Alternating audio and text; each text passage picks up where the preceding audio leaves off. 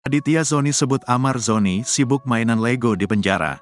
Aditya Zoni yang belum lama ini mengunjungi sang kakak di rumah tahanan Salemba mengungkap beberapa kegiatan yang dilakukan oleh mantan suami Iris Bella itu. Menurut pengakuan Aditya Zoni, Amar menyempatkan diri untuk merakit 5.000 balok Lego membentuk sebuah kapal sebagai mainan untuk putranya. Jadi Bang Amar itu ngerakit kapal gede banget, Lego gede banget itu dirakit selama dia di dalam, kata Aditya Zoni. Dalam proses perakitan mainan tersebut, Amar Zoni rupanya tak memberitahu putranya terlebih dahulu.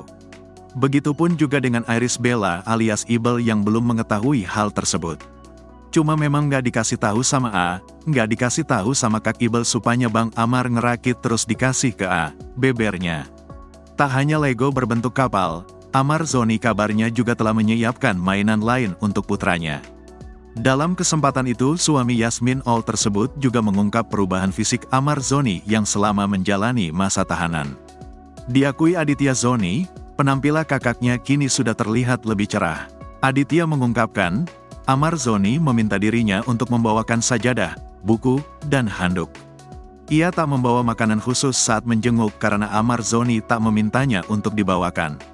Lebih lanjut, Aditya mengatakan Amar Zoni tak meminta dirinya membawakan makanan tertentu saat berkunjung di dalam tahanan.